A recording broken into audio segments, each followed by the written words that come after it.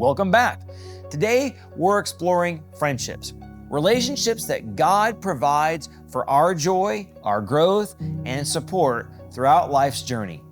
While many people view friendship as purely optional or primarily recreational, Scripture presents them as essential spiritual connections that significantly shape who we become.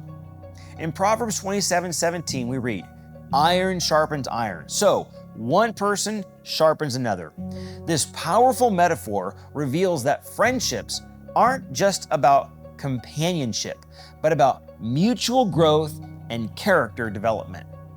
God designed us to be shaped through close relationships with others who can help us become more like Christ. Think about plants growing in a greenhouse versus in isolation. Those in the controlled, supportive environment of a greenhouse typically flourish, while isolated plants often struggle against the elements. Friendships provide a relational greenhouse where we're protected, nurtured, and can grow more effectively than we ever could alone. So, what does Scripture teach us about friendships? Well, first, the quality matters more than the quantity. Jesus maintained many relationships, but invested deeply in just a few close friendships, particularly the inner circle of Peter, James, and John. Proverbs 18:24 observes, "One who has unreliable friends soon comes to ruin, but there is a friend who sticks closer than a brother." A few deep friendships serve us better than many shallow connections. Second, friendships should be chosen wisely. Proverbs 13:20 warns, "Walk with the wise and become wise. A companion of fools suffers harm."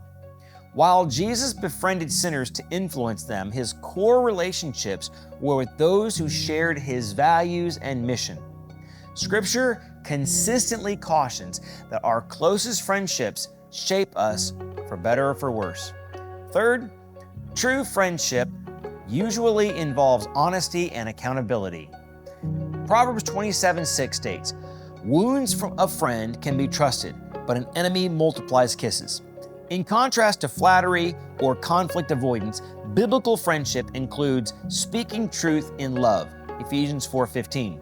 A real friend cares more about your holiness than your temporary happiness. Fourth, friendship includes practical support in difficult times. Ecclesiastes 4:9 and 10 observes, "Two are better than one. If either of them falls down, one can help the other up. But pity anyone who falls and no one's there to help him up." Biblical friendship isn't just emotional or spiritual, but involves tangible help in times of need. Fifth, Christian friendship reflects Christ's sacrificial love to us. John 15:13 declares, "Greater love has no one than this, than to lay down his life for someone's friends." Jesus demonstrated this love literally through his death, but we apply it by sacrificing our time, comfort, preferences, and resources for a friend's well-being. This week, evaluate your current friendships. Do you have close friends who are sharpening you spiritually, speak truth to you, support you practically? If not, pray to God to provide such relationships. Identify one friendship you'd like to deepen and take initiative, perhaps by scheduling regular time together, being more vulnerable about your struggles, or finding ways to serve together. If you have strong friendships, consider someone in your church who seems isolated and how you might extend friendship to them. Remember, meaningful friendships rarely develop automatically. They require intentional investment, vulnerability, consistency, and often moving beyond your comfort zone.